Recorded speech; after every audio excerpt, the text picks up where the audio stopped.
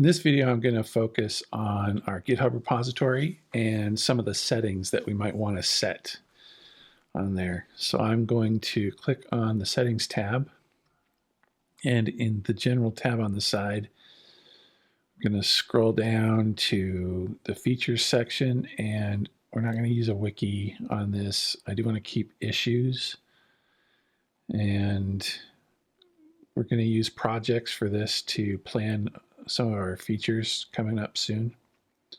For pull requests, I usually just leave the default set here, except for this last option that says automatically delete head branches. And what this will do is when you merge a pull request, it will automatically delete the branch that that pull request is based on. And it just helps to keep your repository tidy. And that is it for this section. So I'm going to go back up here. So if we come to our branches section, we can add a branch rule set, which is the new recommendation.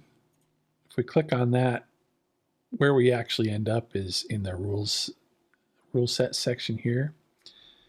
And we can set up probably what would be considered a good baseline for most master branches or main branches that I've seen for multiple teams. So just call this main, name it after the main branch.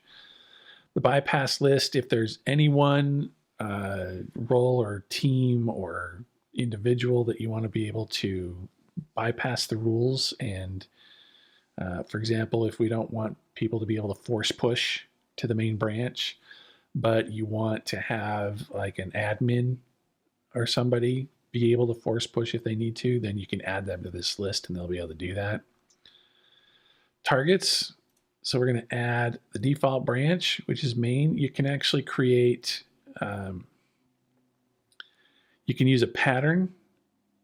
So if you want to set up rules for pull requests, for example, then you can create a pattern based on that, and the rules will be applied to any pull request that gets created that fits that pattern.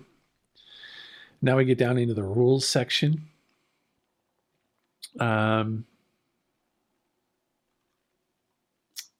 Some teams require a linear history, some don't.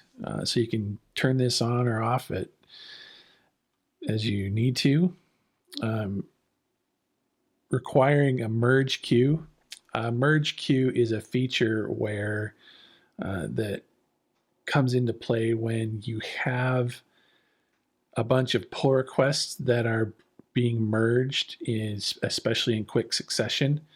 Then the merge queue will handle any kind of conflicts that might arise. And if there is a conflict that arises between two merges, then it will boot one of those pull requests out of the queue, and the developer will have to come back to that pull request and resolve any kind of conflicts that have arisen. In the meantime, any other pull requests that are in the queue, as long as there are no conflicts, they'll be able to get merged one right after the other. We don't really need it for this project.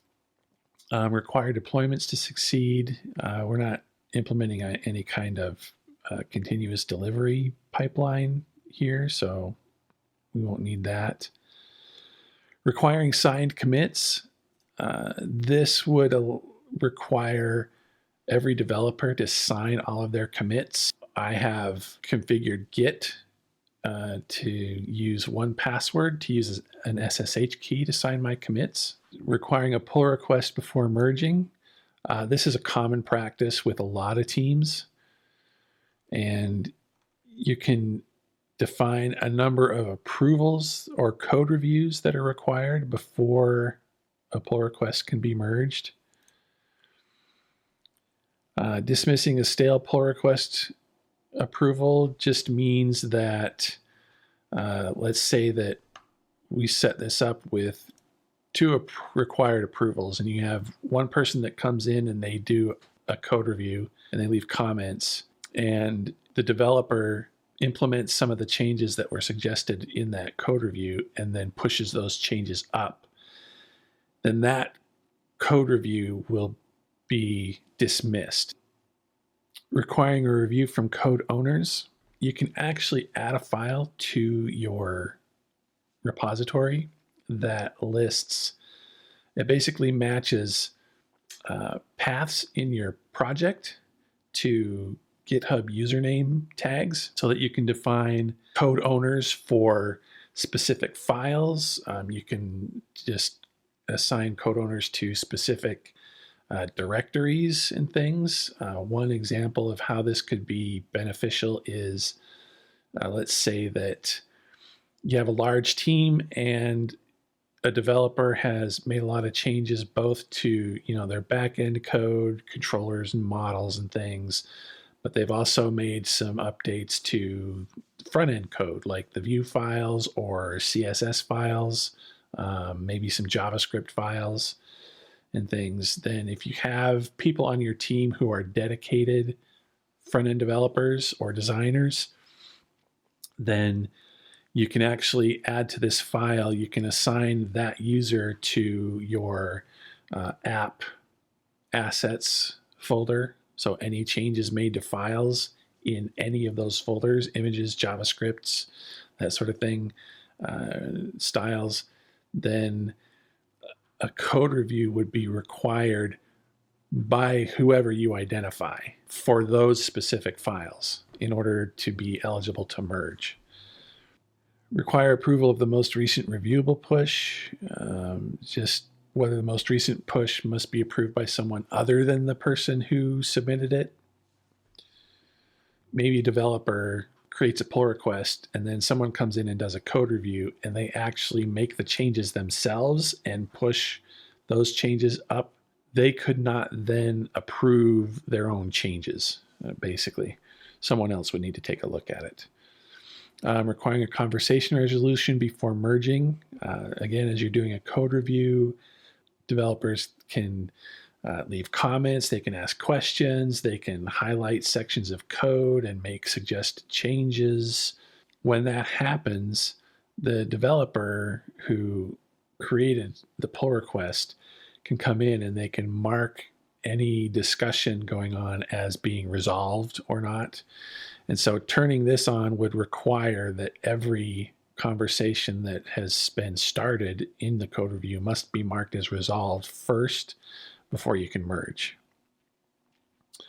Allowed merge methods. So if we go back up here, we're requiring a linear history, which means that we probably don't want to enable merge as a merge method, but we would support squash and rebase. Requiring status checks to pass. This is one that we do want to turn on. And if we go and look, I got this open in another tab here. In our GitHub workflows folder, there is already a ci.yaml file that was generated when we created our Rails application. And it has 4 jobs that are in here by default. So it does static code analysis for our Ruby code, as well as for JavaScript code. It runs a linter against our code, like Rubocop. So whatever rules that you have set up in Rubocop would be handled by running this linter. In fact, that's actually what it uses here. And then there's this test job where it runs our test suite. And if we go back to our rules here that we're creating, there's nothing in here yet. And if we click the add checks, it doesn't actually list everything. You have to run a search for specific things. So for example, if we type scan here, we can see that the scan jobs show up from our GitHub actions. So we can select those. And I'm just going to add all 4. So if we look for lint, we can check that. And if we look for test, we can check that and then add those and they get listed here. Going back up here, we can look at requiring branches to be up to date before merging. This is a check, again, especially if you're on a big team where people are constantly, pushing up changes and things. We can just say that, listen, if the pull request, which is based off of the pull request is based off of a point where a branch was created off of master. And if it detects that there have been other changes made to master, then it's going to say basically, hey, you need to incorporate those changes into your pull request first before you can actually merge back into master. So it's a good idea to do this, again, with a bigger team where you're constantly pushing and merging. Status checks, you can bypass those when a pull request initially gets created. Blocking force pushes, that is an option where, again, sometimes if people are trying to force push to a branch, this would prevent them from doing that. They would have to go through a merge process. But this is it for the rules to create for this particular rule set. So I'm going to click create, and it said it's been created. So we can actually go back out to our rule sets page, and we can see that that rule set has been created, but it's not turned on. We can go back in and enable it here, and we'll have to remember to go down and save the changes. Now we can see that it's active. The last thing to take a look at briefly is this secrets and variables section. So this is a place where you would set environment variables. For example, if you're integrating with AWS, for example. So if, let's say you have a deployment pipeline where once a pull request gets merged and then you want to kick off a deployment pipeline, then you would put any kind of like your AWS access ID and secret access key. You can put those in here. Any other kind of environment variables that you want to set up, you can set up in here. Secrets and variables are basically the same thing. The biggest difference is that secrets are hidden and you can't see what the values are. If you set variables, you'll be able to see what the variable is. If we create a new repository variable, we can call it Rails development hosts, right? And give it a value of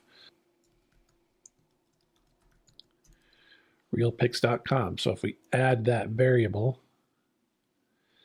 then we can see that the variable is listed here and we can see what the value is.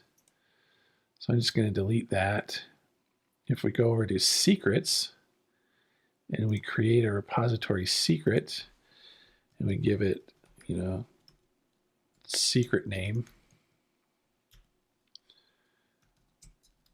secret value, and we add that secret, the secret's listed here, but we don't get to see what the value is. And if we go to edit it, we don't get to see what the current value is. All we can do is update it with a new value. We don't need that, so I'm going to delete that as well. If you have secrets that are used organization-wide, so let's say that your organization is using the same AWS keys for all of their deployments, then you can set those variables, those secrets at the organization level so that you don't have to set them up for every single repository that you create. We don't currently need to do anything with these for now. We may need to set something up in a future episode. So that covers all of the things about our GitHub repository settings that I wanted to go over. If you have any questions about anything, feel free to leave a comment below, and I'd be happy to explain a little bit more about it.